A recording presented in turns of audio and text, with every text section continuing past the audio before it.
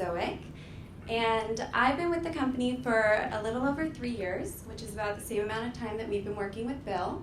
So we go way back. But to start off, Bill, why don't you tell everyone a little bit about yourself, how you got involved in online publishing, and a bit about BrightHub. Great. Thanks, Piper. We've been involved in online publishing for, the better part of 10 years now. And that was back in the days of the coal-fired internet. You probably remember that. So we started off in coal-fired internet.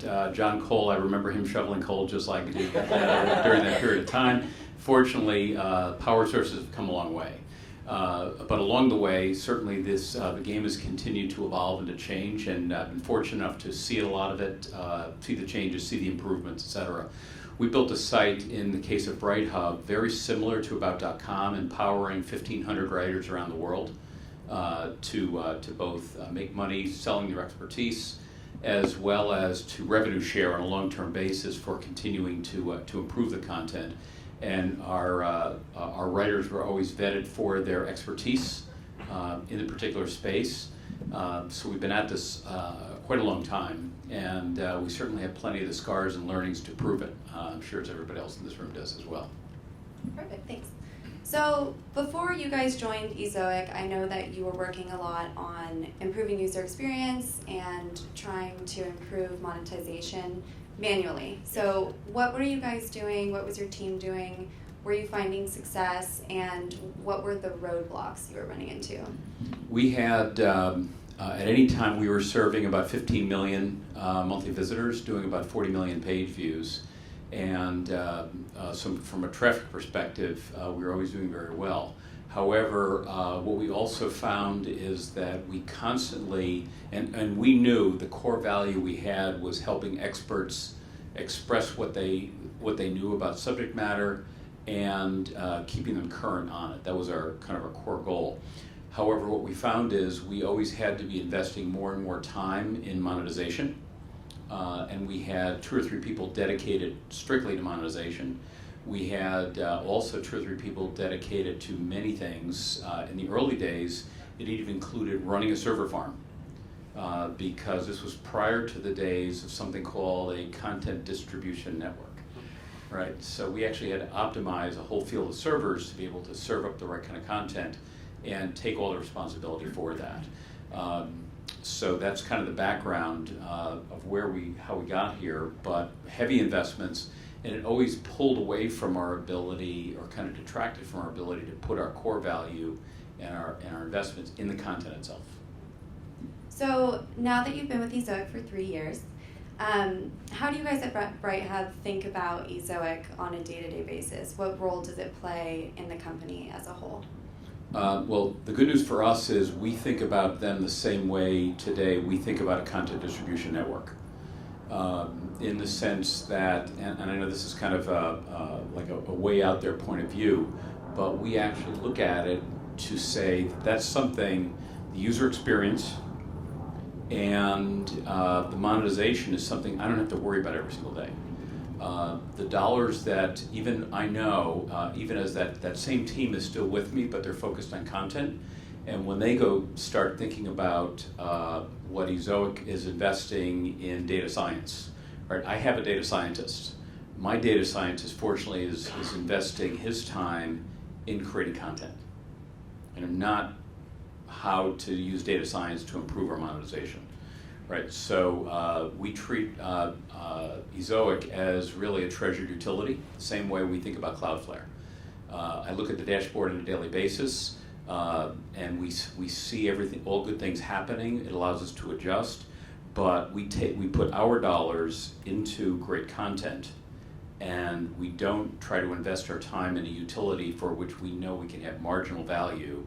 And what they do in a day might take us 100 years, literally in testing, because the notion of testing is not even in our lexicon. This is way beyond testing as far as we're concerned.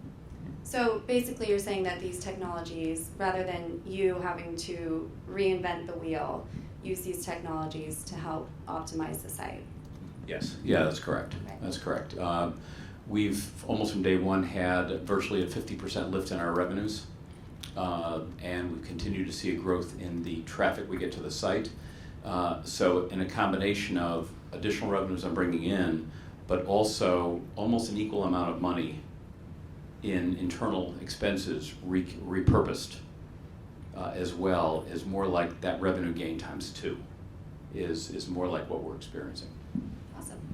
So given that you've been in the online industry for a long time, so you've seen the ups and downs, how do you see these new technologies like Cloudflare and Azoic playing a role in the future of online publishing? I think if we roll back to kind of 30,000 feet, we went through hundreds of years from Gutenberg creating the printing press, through newspapers, right, and eventually getting to blogs, right? And I think in many ways I think about this the same way, because if I have to have a dedicated user experience person, I'm still running a proprietary piece of a printing press, if you will, because ultimately all these tools are pieces of the printing press to deliver my spoken word or my written word, my team's written word, and writers around the world's written word to a user in the best possible experience. Everything else in between is the technology that delivers it. So the more advanced Azoic continues to get, the happier I am, because that's not where my value is derived. My value is derived from the insights and the content that we create, and I'd rather focus on that, frankly. Great. And lastly, given your experience, and I'm sure there's tons of publishers here, being a publisher is hard. You have to focus on monetization, user experience, having a better social presence, traffic, SEO, you name it. What advice do you have for the publishers here who are on the same path as you? I would say actually trust the numbers. Trust the numbers. And also remember, by trust the numbers, I mean look at the results of testing, look at even how testing, we saw things like different templates performing well different parts of the year, right? So we think there's never a perfectly optimized solution. We think it's going to keep happening all the time because we can see different interactions at different points. So I would say, in so many ways, and even my person that ran our user experience work at first had a lot to get over, right? A lot to get over. My team originally had a lot to get over on branding, right? Until 50% of revenues improved their paychecks, right? And suddenly we weren't hung up on branding anymore, you know?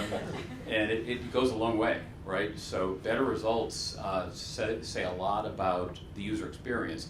If the user is pulling in the, this is the voting booth where the voting occurs on a year-round basis, right? So as long as the consumer is voting for the better experience and everybody on the team is making better money and we're getting better traffic, what else can I say? Right.